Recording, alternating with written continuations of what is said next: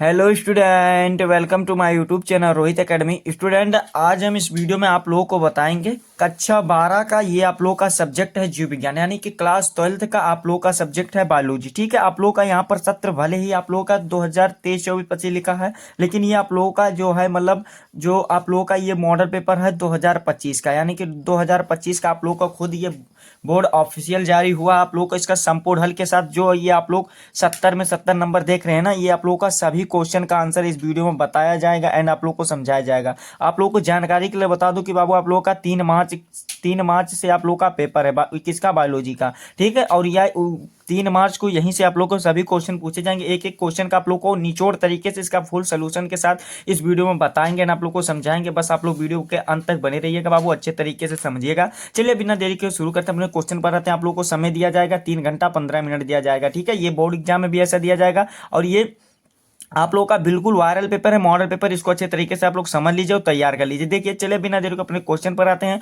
तो सबसे पहले देखिए, यहाँ पर पहला दिया गया सही विकल्प को चुन करके आप लोगों का ये देना। तो आप लोगों को जानकारी के लिए बता दो बाबू, 4 एमसीक्यू आप लोगों के बोर्ड एग्जाम में भी पूछा जाएगा और इस पेपर में भी पूछा गया। ठीक है, इसको दिमाग में बैठा लेना है। सबसे पहले पहला एमसीक्यू देख लेते हैं। पहला एमसीक्यू क्या दिया गया, निम्नलिखित में से कौन सा भाग पुष्प नर जनांग अंग का प्रतिनिधित्व करता है। आप लोग को किस प्रकार से बोर्ड एग्जाम में कॉपी लिखना उसको भी बताएंगे। ठीक है, यहाँ पर आप लोग देखिए सामने कॉपी सेम बोर्ड एग्जाम की तरह आप लोग को जैसे लिखना है वैसे ही आप लोग को लिख करके समझाएंगे। ठीक है, तो देखिए आप लोग का क्या क्वेश्चन दिया गया, समझ लीजिए यहाँ पर कि निम्नलिखित में से कौन सा भाग मतलब जो जो होता है पुष्प नर जनन अंग का प्रतिनिधित्व करता है, हमें ये बताना। ऑप्शन दिया गया पुमांग, जयांग और गुरु बीजाणु ध्वनि यानी कि मेगास्पोरेंजियम दिया गया और परागण दिया गया। ठीक है, ये हमारा ऑप्शन दिया गया। तो बोर्ड एग्जाम में कैसे लिखना है, देखो ये पहले का वाला क्वेश्चन है ना, तो यहाँ पर ऐसे डाल देना है। देखो आप लोग का ऐसे सेम इसी प्रकार से लिखना है जिस प्रकार से समझा दे रहे हैं बाबू आप लोग को।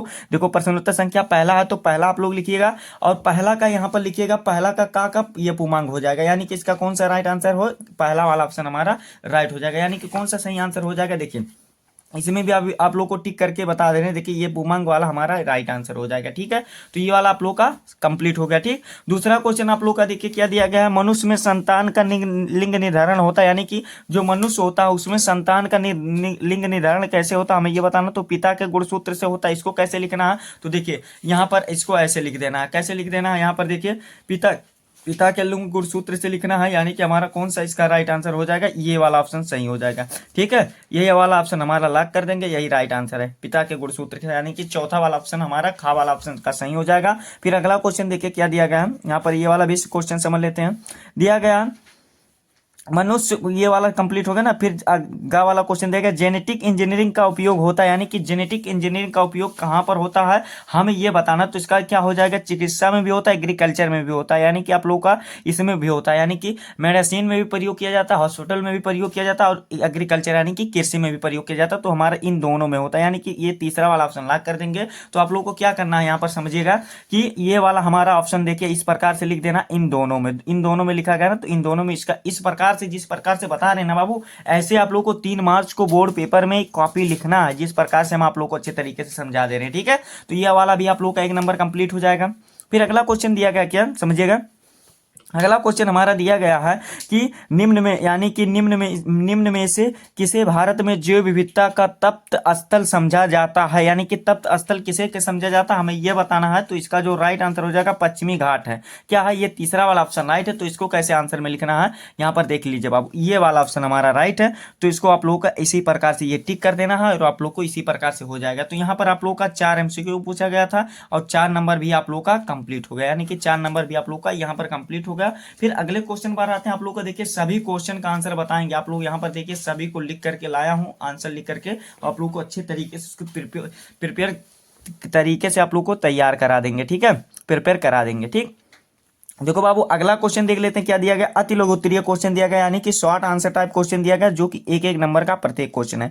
देखिए पहला क्वेश्चन पूछा गया है, पहला क्वेश्चन देखिए, क्लाइनफेल्टर एवं सेंट्रनर सिंड्रोम में गुणसूत्र की संख्या लिखिए, यानी कि इसके गुणसूत्र की संख्या लिखना है। ठीक है, तो आप लोग को देखिए 1 नंबर का क्वेश्चन है। कितने नंबर का क्वेश्चन है बाबू, ये 1 नंबर का क्वेश्चन है। क्लाइनफेल्टर एवं टर्नर सिंड्रोम के गुणसूत्र की संख्या लिखना है ना, तो इसको भी आप लोग को चलिए बता देते हैं। देखिए इसको कैसे लिखना है, आप लोग इसको समझ लीजिए बाबू अच्छे तरीके से। यहाँ पर देखें आप लोग को एकदम से अच्छे तरीके से समझा दे रहे हैं ताकि आप लोगों को किसी भी प्रकार की कोई दिक्कत और समस्या ना हो। तो देखिए इसी प्रकार से आप लोगों को बोर्ड एग्जाम में भी लिखना है। कैसे, देखो यहाँ पर प्रश्नोत्तर संख्या सेकंड है ना, कैसे आप लोग समझ लो बाबू अच्छे तरीके से, नहीं तो आप लोग का देखिए अगर ये आप लोग गलती करते हैं तो आप लोग का नंबर वो एग्जाम क्वेश्चन नहीं समझ पाएंगे कि कौन सा आंसर लिखा गया। प्रश्नोत्तर संख्या यहाँ पर देखो इसको ध्यान में रखना है, क्या है दूसरा है, तो यहाँ पर प्रश्नोत्तर संख्या दूसरा डाल देना है। कहाँ पर, यहाँ पर देखो प्रश्नोत्तर संख्या दूसरा होगा ना, अति लघु उत्तरीय क्वेश्चन है तो इसको भी लिख रहे हैं तब भी अच्छा और नहीं लिख रहे हैं तब भी अच्छा, ठीक है। और यहाँ पर भी लिख दीजिएगा, ठीक है। यहाँ पर दूसरा का वाला है तो दूसरा का वाला क्या पूछा गया, क्लाइन फेल्टर एवं टर्नर सिंड्रोम के गुणसूत्रों की संख्या लिखे। तो चलिए इसका आंसर बता देते हैं। देखिए क्या लिखेगा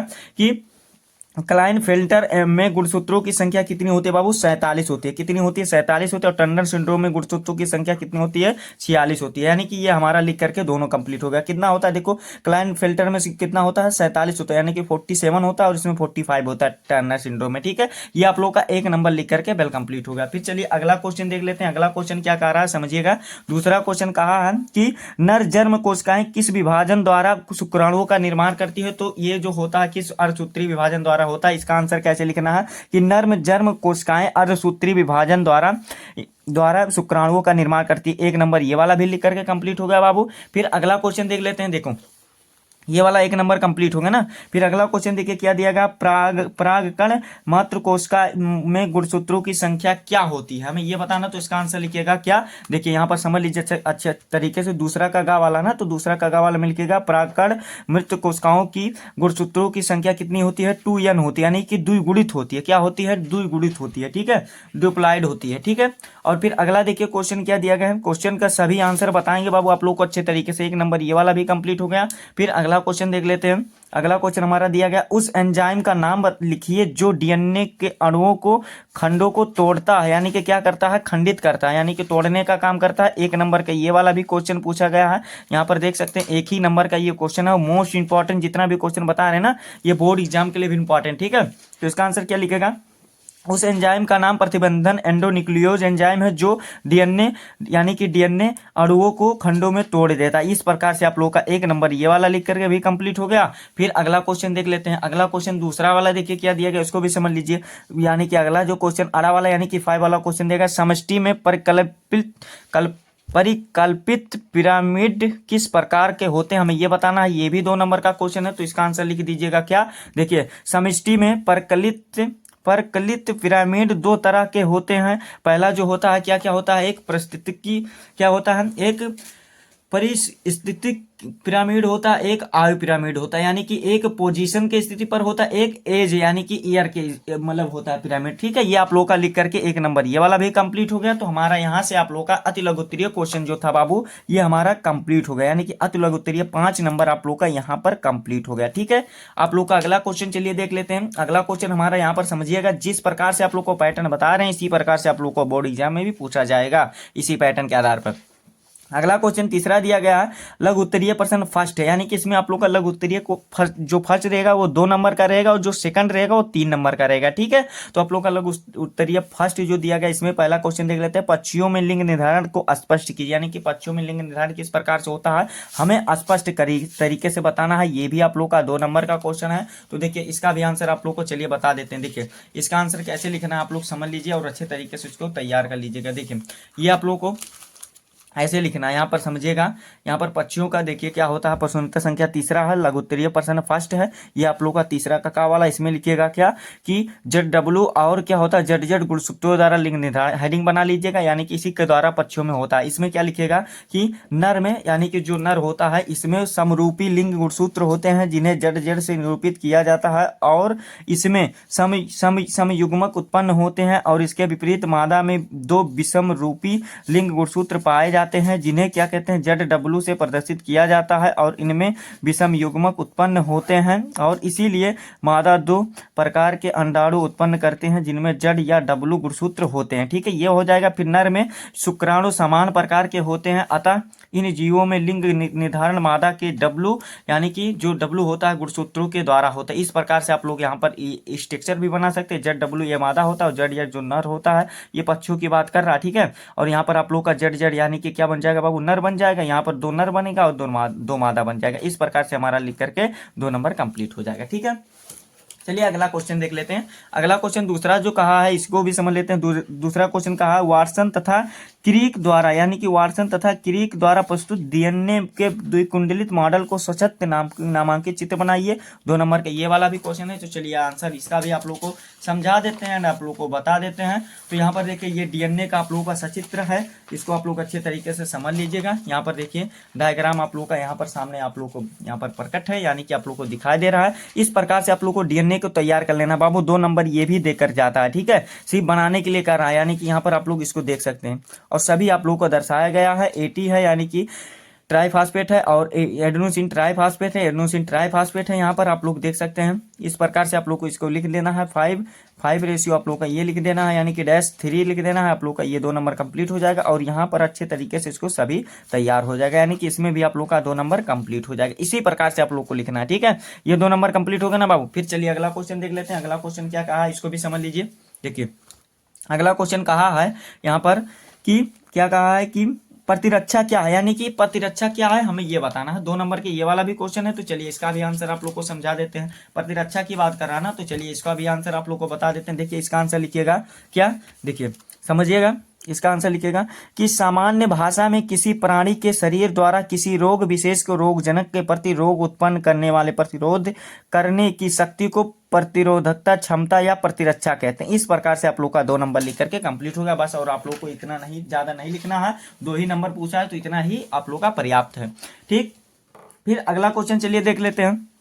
अगला क्वेश्चन पूछा गया घा वाला, देखिए कि आर्किड पौधा आम के पेड़ की शाखा पर उग रहा है। आर्किड और आम के बीच पारस्परिक क्रियाओं को आप स्पष्ट करेंगे, ये बताइए। 2 नंबर का क्वेश्चन है ये वाला भी। तो चलिए आप लोग का इसका आंसर भी बता देते हैं यहाँ पर स्पष्ट तरीके से। देखिए तीसरा का घा वाला क्वेश्चन है, तो इसको आप लोग को इस प्रकार से लिख देना। फिर लिखना है आर्किड पौधों तथा आम के पेड़ की शाखा साभोजिता प्रदर्शित करते हैं और यह ऐसी पारस्परिक क्रिया है जिसमें एक जाति को लाभ होता है और दूसरी जात को ना लाभ और ना ही हानि होता है। और आम के पेड़ की शाखा पर आदिपादप के रूप में उगने वाले आर्किड को लाभ होता है और जबकि क्या होता है आम के पेड़ की शाखा की उससे कोई लाभ नहीं होता। इस प्रकार से आप लोग का सिद्ध हो गया, यानी कि आप लोग का क्या कहा था, स्पष्ट करने के लिए कहा था। और ये वाला भी आंसर लिख करके 2 नंबर कंप्लीट हो गया, ठीक है। देखो बाबू ये वाला भी हमारा लिख करके क्या हो गया, कंप्लीट हो गया। फिर अगला क्वेश्चन अड़ा वाला दिया गया कि एक स्थलीय परितंत्र के अपघटन चक्र को आरेखीय निरूपण कीजिए। तो देखिए आप लोग को इसको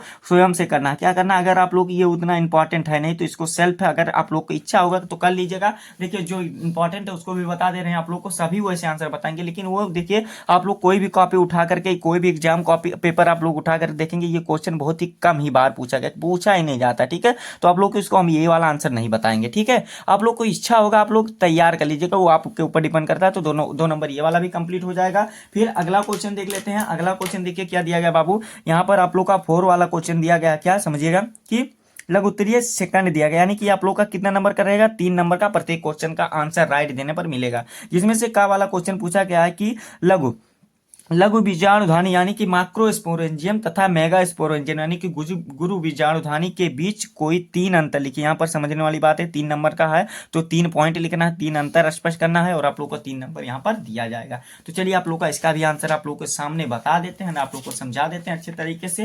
देखो बाबू जितना भी क्वेश्चन बता रहे हैं सभी को आप लोग को इच्छा होगी तो इसको नोट जरूर कर लीजिएगा। मोस्ट इंपॉर्टेंट क्वेश्चन आप लोग को समझा रहे हैं एंड आप लोग को बता रहे हैं, ठीक है। यहाँ पर देख लीजिए प्रश्नोत्तर संख्या 4 है तो 4 लिखिएगा। लघु उत्तरीय प्रश्न आप लोगों का क्या है, सेकंड है तो सेकंड लिखिएगा। चौथा का वाला क्वेश्चन पूछा गया, इसमें लिखिएगा यहाँ पर एक तरफ लघु बीजाणुधानी लिख दीजिएगा, एक वर्ग होता क्या, मैक्रो होता है, क्या होता है, माइक्रो स्पोरेंजियम होता है और एक क्या होता है, मेगा स्पोरेंजियम होता है, ठीक है। तो इस प्रकार से आप लोग का ये हो जाएगा, ठीक है, मेगा स्पोरेंजियम हो जाएगा। फिर आप लोग का इसमें वो लघु बीजाणुधानी में क्या लिखेगा, पहला पॉइंट लिखेगा कि लघु बीजाणुधानी क्या होता है। देखिए लघु बीजाणुधानी पुंकेसर के परागकोश में विकसित होते हैं और जबकि गुरु बीजाणुधानी अंडक के अंडाशय में जरायु के में विकसित होते हैं। ये पहला पॉइंट लिख करके कंप्लीट हो जाएगा। फिर दूसरा पॉइंट क्या लिखना है, या बाह्य त्वचा मध्य अस्तर तथा टेपित्रम से घिरी रहती है, ये पहला हो जाएगा। और दूसरा जो हो जाएगा, यह बाह्य तथा अंतःध्यावरण से घिरी रहती है, ये दूसरा पॉइंट हो जाएगा। फिर तीसरा क्या लिखेगा कि परागकोश के स्फुटन पर परागकण विमुक्त होते हैं और परागकण नर युग्मक भिद बनाते हैं, और जबकि गुरु बीजाणु इसमें क्या लिखेगा, भ्रूणपोष बनता है जो मादा युग्मक भिद बनाते हैं। इस प्रकार से आप लोग का लिख करके कंप्लीट हो जाएगा 3 नंबर। ये आप लोग का लिख करके और भी आप लोग तैयार करना चाहते हो तो इसको और भी पॉइंट तैयार कर सकते हैं। ठीक है, चलिए अगला क्वेश्चन देख लेते हैं। अगला क्वेश्चन क्या दिया गया, देखिए अगला क्वेश्चन दिया गया है कि हमारे समाज में लड़कियां पैदा होने पर दोष केवल महिलाओं को दिया जाता है, बताइए कि यह क्यों सही नहीं है, ये बताना है। 3 नंबर का क्वेश्चन है। तो चलिए आप लोग का इसका भी आंसर बता देते हैं। देखो इसका आंसर क्या लिखना है आप लोग को, इसका आंसर आप लोग को ऐसे लिखना है, कैसे, दूसरा का चौथा का खा वाला ना, तो इसका आंसर इस प्रकार से लिखना है। कैसे, देखो चौथा का खा वाला इसका आंसर लिखिएगा कि यह पूर्णतः असत्य है, यानी कि यह गलत बात है। क्या है, यह गलत बात है, क्योंकि लिंग का निर्धारण शुक्राणु के प्रकृति के अनुसार होता है, ना कि अंडाणु की। ठीक है, और मानव में नर 2 प्रकार के शुक्राणु होता है, एक होता है यक्ष तथा उत्पन्न करता है यक्ष वायु उत्पन्न करता है। ठीक है, परंतु मादा केवल यक्ष प्रकार के अंडाणु उत्पन्न करते हैं, यानी कि पैदा करते हैं। ठीक है, और यदि नर का एक्स शुक्राणु मादा के अंडाणु को निषेचित करता है तो मादा शुक्राणु का जन्म होगा, और यदि नर का वाई शुक्राणु मादा के अंडाणु को निषेचित करता है तो नर शिशु का जन्म होगा। ठीक है, अतः यह स्पष्ट हो जाता है कि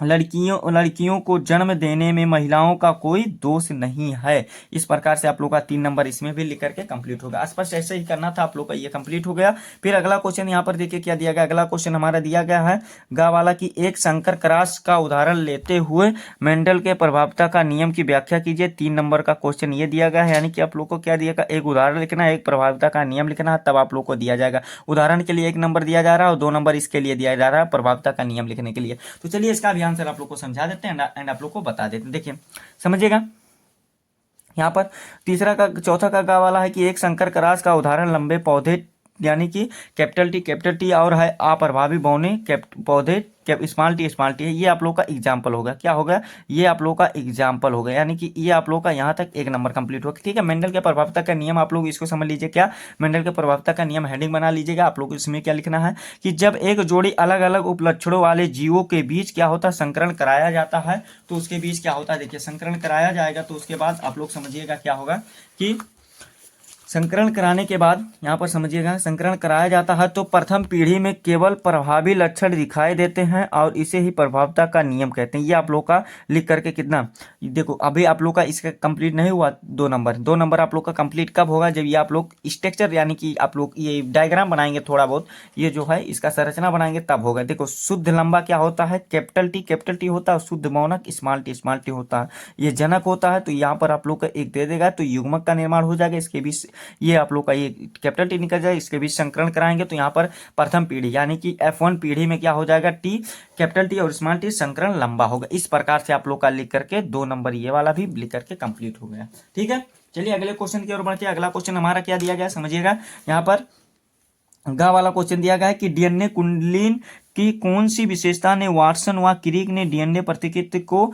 सेमी कंजर्वेटिव रूप को कल्पित करने में सहयोग किया, और इसकी आप लोग को 3 नंबर का क्वेश्चन है और इसकी व्याख्या कीजिए। यहाँ पर क्वेश्चन और आगे दिया गया है कि इसकी व्याख्या कीजिए। 3 नंबर का ये वाला क्वेश्चन है। तो चलिए इसका भी आंसर आप लोग को बता देते हैं। देखिए इसका आंसर कैसे लिखेगा, आप लोग को इसका आंसर इस प्रकार से लिखेगा कि वाटसन व क्रिक ने डीएनए को द्विकुंडली मॉडल दिया था और इस मॉडल के मुख्य विशेषताएं पॉलीन्यूक्लियोटाइड श्रृंखलाओं के बीच युग्मक का होना पाया जाता है, और पॉलीन्यूक्लियोटाइड श्रृंखलाओं के में क्षार युग्मन की एक ऐसी विशेषता थी जिनसे वाटसन व क्रिक को डीएनए प्रतिकृति में सेमी कंजर्वेटिव रूप को कल्पित करने में सहयोग किया था, और क्षार युग्मन के इसी गुण के आधार पर श्रृंखलाएं एक दूसरे के पूरक बनती हैं। और फिर आगे क्या लिखिएगा कि अर्थात एक डीएनए रज्जुक में क्षार अनुक्रम पता होने पर दूसरे रज्जुक के क्षार युग्मन को ज्ञात किया जा सकता है, और डीएनए प्रतिकृति में एक जनक रज्जुक का एक नया रज्जुक बनता है। इस प्रकार से आप लोग का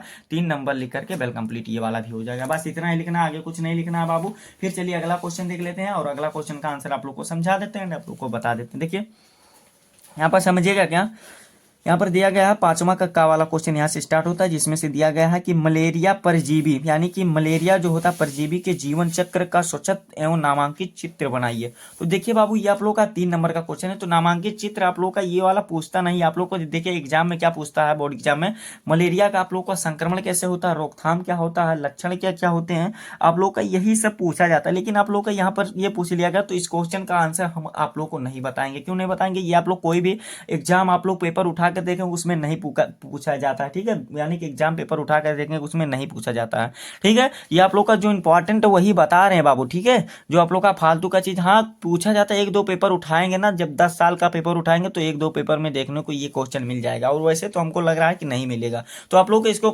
आप लोग को इच्छा होगा तो तैयार कर लीजिएगा। और चलिए अगला क्वेश्चन देख लेते हैं। अगला क्वेश्चन खा वाला दिया गया जैविक यानी कि जीव विज्ञान की बात कर रहे हैं कि अध्ययन ने संक्रामक रोगों के नियंत्रित करने के किस प्रकार हमें सहायता की, हमें यह बताना है। 3 नंबर का ये क्वेश्चन है। तो चलिए इसका भी आंसर आप लोग को समझा देते हैं एंड आप लोग को बता देते हैं। देखिए इसका आंसर कैसे लिखेगा समझिएगा। इसका आंसर आप लोग को इस प्रकार से लिखना है। यहाँ पर देखिए लघुत्तरीय प्रश्न आप लोगों का 5वां है, जो कि खा वाला क्वेश्चन इसमें पूछा गया है कि जीव विज्ञान यानी कि जैविकी के अध्ययन से संक्रामक रोगों को नियंत्रित करने में कई तरह से मदद मिली है। जैविक जीव विज्ञान के अध्ययन से संक्रामक रोगों के बारे में जानकारी मिलती है, जिससे उनसे बचने और उनका क्या इलाज करने में मदद मिलती है। और फिर आगे क्या है कि जीव विज्ञान के अध्ययन से संक्रामक रोगों को नियंत्रित करने के मदद मिलने के तरीके निम्नलिखित हैं। कौन कौन से होते हैं देखिए, पहला पॉइंट में लिखिएगा क्या, देखिए कि संक्रमण रोगों के कारणों का पता चलता है, ये पहला पॉइंट हो जाएगा। फिर दूसरा पॉइंट में लिखिएगा संक्रमण रोगों के वाहकों का पता चलता है, ये दूसरा पॉइंट हो जाएगा। और जो तीसरा पॉइंट लिखिएगा कि संक्रमक क्या होता है, संक्रमक रोगों के जीवन चक्र का पता चलता है, यानी कि जो आप लोग का उनका जीवन चक्र होता है उसके बारे में पता चलता है। फिर जो अगला 5वां पॉइंट यानी कि चौथा पॉइंट क्या हो जाएगा, संक्रमण रोगों के संचरण के तरीके का पता चलता है, ये वाला चौथा पॉइंट हो जाएगा। फिर जो अगला पॉइंट होगा कि संक्रमक रोगों के उपचार के लिए दवाइयां और टीके को विकसित किए जाते हैं, ये आप लोग का लिख करके पॉइंट वाइज कंप्लीट हो जाएगा। फिर अगला क्वेश्चन देख लेते हैं। देखिए अगला क्वेश्चन दिया गया है, यहाँ पर समझिएगा कि जैविक उर्वरक किस प्रकार से मृदा के उर्वरकता को बढ़ाते हैं। तो ये आप लोग बाबू इसको स्वयं से तैयार कर लीजिएगा, आप लोग को समझा दे रहे हैं, आप लोग इसको स्वयं से तैयार कर लीजिएगा। देखिए तो चलिए बाबू इसका जो पूछा गया है यानी कि जैविक उर्वरक किस प्रकार मृदा को मतलब उर्वरकता को बढ़ाते हैं, इसका आंसर चलिए आप लोग को बता देते हैं, ठीक है। इसका आंसर आप लोग कैसे लिखना है देखिए समझिएगा। इसका आंसर इस प्रकार से लिखना है कि जैविक उर्वरक क्या होता है। देखिए जैविक उर्वरक मिट्टी की पोषक गुणवत्ता को बढ़ाते हैं और यह मिट्टी के भौतिक और जैविक गुणों में सुधार करते हैं। और जैविक उर्वरकों का इस्तेमाल कई तरह के फसलों में किया जाता है, यानी कि जैसे कि आप लोग आगे लिखिएगा क्या कि जैविक मिट्टी उर्वरक मिट्टी को उर्वरकता बढ़ाने के तरीके यानी कि कौन कौन से होते हैं, इसको आप लोग विधि कौन कौन से इसको समझ लीजिएगा। क्या लिखेगा पॉइंट वाइज, पहला पॉइंट में लिखेगा कि जैविक उर्वरकों में मौजूद जीवाणु वायुमंडलीय नाइट्रोजन को स्थिर करते हैं और कार्बनिक रूप में बदल देते हैं, ठीक है, ये पहला हो जाएगा। फिर दूसरा पॉइंट लिखेगा नील हरित शैवाल मिट्टी में कार्बनिक पदार्थ बढ़ाते हैं, ये दूसरा हो जाएगा। फिर अगला लिखेगा जैव उर्वरक का इस्तेमाल यानी कि प्रयोग जैविक खेती में किया जाता है। फिर अगला लिखेगा कि इनका इस्तेमाल स्फूर की कमी का पूरा करने के लिए किया जाता है, ये अगला पॉइंट लिखेगा। इसका प्रयोग क्या होता है यानी कि प्रयोग या इस्तेमाल एक ही होता है बाबू। इसका इस्तेमाल मिट्टी पर कोई नकारात्मक और असर नहीं पड़ता, ये आप लोग का लिख करके 3 नंबर इसका भी कंप्लीट हो जाएगा। फिर अगला क्वेश्चन देख लेते हैं। अगला क्वेश्चन पूछा गया क्या कि ये वाला कंप्लीट हो गया ना। फिर अगला क्वेश्चन पूछा गया है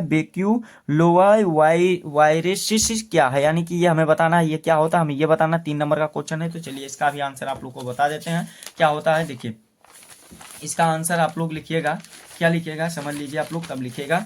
देखिए इसका आंसर आप लोग को कैसे लिखना है कि बेकुलोवायरिसिस कीड़ों और संघपादों को होने वाला एक रोग है और यह रोग बेकुलु वायरस यानी कि बेकुलु वायरस के नाम के वायरस से होता है। और बेकुलु वायरस डीएनए वायरस का एक समूह है और ये वायरस छड़ के आकार के होते हैं और प्रोटीन को कोट से बने होते हैं, ठीक है, ये वाला हो जाएगा। फिर अगला पॉइंट लिखेगा कि बेकुलो वायरस यानी कि बेकुलोविरिडे परिवार से संबंधित होता है और बेकुलो वायरस कीटों और संधिपादों को संक्रमित करके उन्हें नष्ट करते हैं, ठीक है, यानी कि समाप्त कर देते हैं। फिर अगला पॉइंट लिखेगा बेकुलो वायरस जैव नियंत्रण के लिए इस्तेमाल किया जाता है यानी कि प्रयोग किया जाता है। फिर अगला पॉइंट लिखेगा कि बेकुलु शब्द लेटिन भाषा से शब्द बेकुलम से बना है, जिसका मतलब होता है बेंत या छड़ी होता है। ये आप लोग का लिख करके 3 नंबर इसमें भी कंप्लीट हो जाएगा। फिर अगला क्वेश्चन बढ़ते हैं, अगला क्वेश्चन देख लेते हैं। देखिए क्या दिया गया, निम्न पर टिप्पणी लिखिए। आप लोग का यहाँ पर आप लोग का 1.5 नंबर है, यानी कि 1 नंबर और आधा नंबर दिया गया है, यानी कि टोटल 3 नंबर रहेगा। 2 टिप्पणी लिखने पर आप लोग को 3 नंबर। पीसीआर है, प्रतिबंधन एंजाइम है। पीसीआर का फुल फॉर्म क्या होता है बाबू, आप लोग का पॉलीमरेज चेन रिएक्शन होता है। चलिए सबसे पहले पीसीआर को बता देते हैं, फिर उसके आप लोगों के बाद क्या प्रतिबंधन एंजाइम को बताते हैं। ठीक है, यहाँ पर देखिए ये पीसीआर का आप लोग को इसको संक्षिप्त टिप्पणी लिख देना है। प्रश्नोत्तर संख्या 6 यहाँ से स्टार्ट होगा ना, यानी कि इसका पहला वाला पॉइंट दिया गया, पीसीआर हेडिंग बना लेना है। इंग्लिश में भी लिख सकते हैं इस प्रकार से पीसीआर आप लोग, कोई बात नहीं, यहाँ पर इसको भी लिख सकते हैं, आप लोग को वो डिपेंड करता है। पीसीआर लिखिएगा क्या, पीसीआर या पॉलीमरेज चेन रिएक्शन एक ऐसा तकनीक होता है जिसका प्रयोग या इस्तेमाल किसी विशेष डीएनए खंड का कई प्रतियों बनाने के लिए किया जाता है। और यह आणविक क्या होता है, आणविक जीव विज्ञान यानी कि जो आणविक बायोलॉजी होता है, बायोलॉजिकल होता है, उनमें एक उपयोग उपकरण होता है और इसका प्रयोग कई क्षेत्रों में किया जाता है। जैसे कि आप लोग कहाँ कहाँ कर सकते हैं, चिकित्सा क्षेत्र में कर सकते हैं, फॉरेंसिक विज्ञान क्षेत्र में करते हैं और जैव प्रौद्योगिकी में कर सकते हैं, यानी कि कृषि में भी कर सकते हैं। ठीक है, ये आप लोग का कितना, आप लोगों का ये मतलब 1/, यानी कि आप लोग का 1 सही 1/2, यानी कि आप लोग का 1.5 नंबर लेकर के ये कंप्लीट हो गया। ठीक है, और 1.5 नंबर और आप लोग का प्रतिबंधन एंजाइम, आप लोग इसको भी लिख दीजिएगा क्या, प्रतिबंधन एंजाइम को आणविक कैंची भी कहते हैं और यह डीएनए को भीतर यानी कि अंदर क्या होता है, विशिष्ट स्थलों पर डीएनए को काटता है और ये जीवाणु द्वारा प्रतिरक्षा साधन के रूप में संश्लेषित होता है। और विशिष्ट प्रतिबंधन एंजाइम द्विरुज्जीय डीएनए को सीमित स्थानों पर काटता है। ये आप लोग का लिख करके कंप्लीट हो जाएगा। 3 नंबर आप लोग का यहाँ पर भी आप लोग का कितना, टोटल आप लोग का 3 नंबर लिख करके कंप्लीट हो गया। ठीक है, फिर अगला क्वेश्चन चलिए देख लेते हैं। अगला क्वेश्चन क्या दिया गया है, देखिए समझ लीजिए। देखिए ये दोनों तो क्लिक करके कंप्लीट हो गया और आप लोग का ये 3 नंबर जो था इसको भी कंप्लीट हो गया। ठीक है, तो अगला क्वेश्चन दिया गया है, जैव प्रौद्योगिकी को कृषि क्षेत्र में क्या उपयोग है। मोस्ट इंपॉर्टेंट क्वेश्चन है जितना भी बता रहे हैं। ठीक है, तो चलिए इसका भी आंसर आप लोग को बता देते हैं एंड आप लोग को समझा देते हैं जैव प्रौद्योगिकी का क्या उपयोग किया जाता है। देखिए इसका भी आंसर आप लोग लिख दीजिएगा कैसे, यहाँ पर समझ लीजिए पहले तब लिखिएगा और आप लोग समझ लीजिए और आप लोग का भी इच्छा होगा तो इसको नोट कर लीजिएगा जरूर। ठीक है, 6 का खा वाला क्वेश्चन देगा, जैव प्रौद्योगिकी ने कृषि क्षेत्र में क्रांति ला दी है और जीवित जीवों और उनके जैविक प्रक्रियाओं का उपयोग करके वैज्ञानिक फसलों की उत्पादकता बढ़ाने, रोग और कीटों से उनकी रक्षा करने और पोषण मूल्य को बढ़ाने में सक्षम हुए हैं। और जैव प्रौद्योगिकी के कुछ प्रमुख प्रयोग इस प्रकार हैं, कैसे कैसे हैं देखिए। पहला पॉइंट में लिखिएगा, उच्च उपज वाली फसलें। आनुवांशिक अभियांत्रिक विज्ञान फसलों में ऐसे जीन डालते हैं जो उन्हें तेजी से बढ़ने पर अधिक उपज देने को सक्षम बनाते हैं। ठीक है, जैसे गेहूं और जौ होता आदि होता है। ठीक है, ये वाला हो जाएगा। फिर दूसरा पॉइंट में लिखिएगा, कीट और रोग प्रतिरोधी फसलें क्या क्या होता है समझिएगा। जैसे कि बीटी तकनीक यानी कि बेसिलस thuringiensis होता है, ये जीवाणु का नाम होता है। नामक जीवाणु से प्राप्त जीन को फसलों में डाला जाता है जिससे कि कीटों के लिए क्या होता है, विषैले बन जाते हैं। और जैसे कि आप लोग एग्जांपल बीटी कपास, बीटी बैगन आप लोग ले सकते हैं और आप लोग का ये 3 नंबर लिख करके कंप्लीट हो गया। ठीक है, अगला क्वेश्चन की ओर बढ़ते हैं। अगला क्वेश्चन हमारा दिया गया है, पारजीवी जंतु से आप क्या समझते हैं, एक उदाहरण दीजिए। 3 नंबर का क्वेश्चन दिया गया है, कौन कौन सा देखिए। पारजीवी या पारजीवी एक ही होता है बाबू। देखो क्या है कि पारजीवी जंतु से आप क्या समझते हैं, ये आप लोग का 2 नंबर का क्वेश्चन। एक उदाहरण देंगे 1 नंबर पाएंगे तो आप लोग का, चलिए इसका भी आंसर आप लोग को लिख करके समझा देते हैं एंड आप लोग को बता देते हैं। ठीक है, पारजीवी वाला भी आप लोग का आंसर यहाँ पर समझ लीजिए अच्छे तरीके से और इसको भी आप लोग तैयार कर लीजिए। देखिए आप लोगों को क्या लिखना है, पारजीवी क्या होता है देखिए। 6 का गा वाला क्वेश्चन है ना, इसका आंसर लिखिएगा, ऐसे जंतु जिनके डीएनए में परिचालन विधि द्वारा एक अतिरिक्त जीन व्यवस्थित कर दिया जाता है तथा जो अपना लक्षण भी व्यक्त करता है, पारजीवी जंतु कहलाते हैं। इस प्रकार से आप लोग का लिख सकते हैं। उदाहरण के तौर पर मीरा नामक बकरी, ये आप लोग का क्या हो जाएगा, एग्जाम्पल हो जाएगा। ठीक है, ये आप लोग का लिख करके कंप्लीट हो जाएगा। फिर अगला क्वेश्चन दिया गया है, निम्नलिखित पर अंतर स्पष्ट कीजिए। यह आप लोग का सेम प्रोसेस है। 3 नंबर का क्वेश्चन 2 दिया गया, उत्पादन और अपघटन में बताना है और परजीवता और साभोजता में बताना। तो चलिए आप लोग को सबसे पहले उत्पादन और अपघटन में बता देते हैं, फिर उसके बाद नेक्स्ट अगला वाला बताते हैं। देखिए उत्पादन एवं अपघटन में अंतर लिखिए। आप लोगों का क्या दिया गया प्रकार, निम्न प्रकार है। उत्पादन एक तरफ लिखिएगा, एक तरफ क्या लिखिएगा, अपघटन लिखिएगा। उत्पादन में पहला पॉइंट लिखिएगा, उत्पादन जो होता है क्या होता है, उपचयी प्रक्रिया है, जबकि उत्पाद जो अपघटन होता है बाबू, यहाँ पर समझिएगा अपघटन एक अपचयी प्रक्रिया, ठीक है। ये पहला पॉइंट हो जाएगा, पहला पॉइंट लिख करके कंप्लीट हो जाएगा। फिर देखिए अगला पॉइंट क्या लिखिएगा, दूसरा पॉइंट कि आप लोग का उत्पादन में ऊर्जा ग्रहण की जाती है जबकि अपघटन में ऊर्जा मुक्त की जाती है। ये आप लोग का दूसरा भी लिख करके कंप्लीट हो जाएगा। फिर तीसरा पॉइंट लिखिएगा, उत्पादन में प्रकाश आवश्यक होता है और जबकि अपघटन में क्या होता है, प्रकाश आवश्यक नहीं होता। ये वाला भी लिख करके हमारा वेल कंप्लीट हो गया, ठीक है। फिर अगला क्वेश्चन इसमें देख लेते हैं। अगला क्वेश्चन क्या दिया गया है आप लोग का, देखिए उदाहरण के तौर पर आप लोग का ये कोई भी लिख सकते हैं, आप लोग का ये हो जाएगा। फिर दूसरा वाला क्या दिया गया, देखो दूसरा पॉइंट में ये परजीवता है और क्या है, साभोजता। इसको वाला भी बता देते हैं, ये वाला तो कंप्लीट ही होगा ना। तो दूसरा वाला चलिए बता देते हैं, परजीवता और साभोजता में अंतर निम्न प्रकार है, ऐसे लिखिएगा। आप लोग जिस प्रकार से बता रहे हैं सेम इसी प्रकार से बोर्ड में भी लिखना है, ठीक है।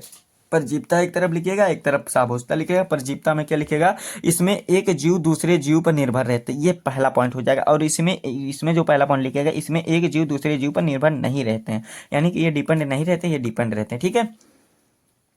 फिर देखो क्या दिया गया यहाँ पर, देखो ऐसे दिमाग लग सकते हैं, परजीवता यानी कि पर जो दूसरे पर निर्भर हो उसे पर कहते हैं, ठीक है। पर यानी कि पर होता है। फिर सा यानी कि जो स्वयं पर निर्भर हो, ऐसे कहा सकते हैं ना, समझ लो ना, ये समझ सकते हो बाबू ट्रिक से भी। फिर दूसरा पॉइंट लिखा है, परजीवता को ऋणात्मक पारस्परिक क्रिया माना जाता है जबकि साभोजता को सकारात्मक पारस्परिक क्रिया माना जाता है। ये दूसरा पॉइंट लिख करके कंप्लीट हो जाएगा। फिर अगला क्वेश्चन देगा, परजीवता में एक जीव को लाभ होता है और दूसरे को नुकसान होता है जबकि साभोजता में एक जीव को लाभ होता है और दूसरे जीव को ना तो लाभ होता है और ना ही हान होता है। ये वाला भी लिख करके कंप्लीट हो जाएगा। एग्जाम्पल दोनों का लिख सकते हैं, उदाहरण दिया गया अमर बेल और बिस्मिक दिया गया और इसका उदाहरण लाइकेन और साइकस दिया गया।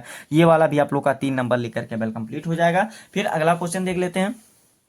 अगला क्वेश्चन यहाँ से हमारा स्टार्ट होता है दीर्घ उत्तरीय क्वेश्चन, यानी कि लॉन्ग आंसर टाइप क्वेश्चन हमारा से स्टार्ट होता है यहाँ से, जो कि 5-5 नंबर का क्वेश्चन है। जिसमें से पहला क्वेश्चन दिया गया 7वां वाला, देखिए कि आप लोग का मनुष्य के नर जनन तंत्र का सचित्र वर्णन कीजिए, इसमें शुक्राणु कहाँ संचित होते हैं। 5 नंबर का क्वेश्चन दिया गया। तो इसमें अथवा करके भी आप लोग का क्वेश्चन दिया गया, यानी कि और करके आप लोग लिए ऑफर भी बोर्ड एग्जाम में भी दिया जाएगा। पुष्पी पादपों में लघु बीजाणु धानी का आप लोग का सचित्र वर्णन कीजिए। तो ये दोनों क्वेश्चन आप लोग को स्वयं से तैयार कर लेना बाबू, ठीक है। डायग्राम वाला इसको अच्छे तरीके से तैयार कर लीजिएगा। मोस्ट इंपॉर्टेंट क्वेश्चन है, क्वेश्चन को बताना हमारा काम है बाबू, तैयार करना आप लोग का है। चलिए अगला क्वेश्चन देख लेते हैं। अगला क्वेश्चन हमारा दिया गया है कि आनुवांशिक कूट क्या है, इसकी मुख्य विशेषताओं का वर्णन कीजिए। 5 नंबर का क्वेश्चन दिया गया। अथवा करके भी दिया गया है, जैव विकास किसे कहते हैं, भूविज्ञानिक कालों में होकर पादपों का विकास का सचित्र वर्णन कीजिए। तो चलिए आप लोग को बता देते हैं आनुवांशिक कूट क्या है, इसकी मुख्य विशेषताओं को बता देते हैं और 5 नंबर आप लोग का कंप्लीट करा देते हैं। देखिए इसका आंसर क्या लिखेगा, दीर्घ उत्तरीय क्वेश्चन आप लोग का ये वाला है। 8वां का दिया गया अनुवांशिक कूट, प्रश्न उत्तर संख्या आप लोग का 8वां है, जिसमें से अनुवांशिक कूट दिया गया है। इसका हेडिंग बना लीजिएगा अनुवांशिक कूट। इसमें क्या लिखेगा कि जीन के नियंत्रण द्वारा बने एमआरएनए यानी कि मैसेंजर आरएनए, ठीक है। मैसेंजर आरएनए यानी कि संदेशवाहक आरएनए होता है। अणु में उपस्थित त्रिगुणी संकेत को अनुवांशिक कूट कहते हैं, ठीक है। और फिर आगे क्या लिखेगा, यह प्रोटीन संश्लेषण के दौरान अमीनो अम्ल का अनुक्रम का तय करता है। फिर आगे भी क्या लिखेगा देख लीजिए, आप लोग इसको समझ लीजिए बाबू अच्छे तरीके से। देखिए कि यह कोडान से मिलकर के बना होता है और कोडान, दूसरा पॉइंट लिखेगा, यह कोडान से मिलकर के बना होता है और कोडान न्यूक्लियोटाइड की 3 अक्षर वाली श्रृंखलाएं होती है, ठीक है। ये दूसरा पॉइंट हो जाएगा। और जो तीसरा पॉइंट लिखेगा कि अनुवांशिक कूट लगभग सभी जीवों में एक जैसा होता है। फिर अगला पॉइंट लिखेगा, अनुवांशिक कूट में 64 प्रविष्टियां होती हैं। फिर अगला लिखेगा, अनुवांशिक कूट में कुछ खास कूट होते हैं जैसे कि क्या दिया गया, समारंभ दिया गया कूट और समापन कूट दिया गया। ये आप लोग यानी कि स्टार्टिंग होता है एक एंडिंग होता है, ठीक है। फिर ये वाला हो जाएगा। फिर अगला क्वेश्चन लिखिएगा, आगे हेडिंग मतलब क्वेश्चन है बाबू, हेडिंग है क्या है, अनुवांशिक कूट की कुछ मुख्य विशेषताएं निम्नलिखित प्रकार है, यानी कि इसकी विशेषताओं गुण भी कह सकते हैं, ठीक है। इसके गुण किस प्रकार है इसको समझ लीजिएगा। अनुवांशिक कूट विशिष्ट होता है, यानी कि आप लोग का 1 करोड़ केवल एक ही अमीनो अम्ल को कोट का लेखन करता है। और फिर आगे लिखिएगा क्या कि अनुवांशिक कोट कोमा रहित होता है, ठीक है। ये आप लोग का हो जाएगा। फिर आगे पॉइंट आप लोग को लिख दीजिएगा क्या कि यह क्रमबद्ध होता है, यानी कि ये सीरियल वाइज होता है, ठीक है। और फिर आगे लिखिएगा यह त्रियक न्यूक्लियोटाइड का बना होता है। ये वाला भी आप लोग का 5 नंबर लिख करके वेल कंप्लीट हो जाएगा लॉन्ग आंसर टाइप क्वेश्चन का, ठीक है। फिर अगला क्वेश्चन देख लेते हैं। अगला क्वेश्चन हमारा दिया गया है यहाँ पर, देखिए 9वां क्वेश्चन जो दिया गया है कि पादपों का जाति विविधता का आप लोग बताइए। आप लोग का 32 इतना प्रतिशत है, यानी कि 22% है और जंतुओं का 72% की अपेक्षा बहुत कम है। क्या कारण है कि जंतुओं की सर्वाधिक है, विविधता है, मिलती है। अथवा करके इसमें दिया गया है क्या कि किसी भौगोलिक क्षेत्र में जाति क्षति के मुख्य कारणों को बताइए, ठीक है। तो चलिए आप लोग का ये अथवा वाला करके बता दे रहे हैं बाबू। अथवा वाला ये देखो, ये क्वेश्चन पूछा नहीं जाता बोर्ड एग्जाम में, यही वाला पूछा जाता है। आप लोगों का ये वाला आंसर आप लोग को इसको समझा देते हैं और आप लोग को बता देते हैं। देखिए ये वाला क्या देगा, किसी भौगोलिक क्षेत्र में जात क्षति के यानी कि जात हानि के मुख्य कारण क्या था, ये बता देते हैं। चलिए इसका आंसर लिखिएगा कि किसी भौगोलिक क्षेत्र में जात जो क्षति के मुख्य कारण निम्न है या ये है। ठीक है, इस प्रकार से लिखिएगा, निम्न है या ये आप लोग इस प्रकार है।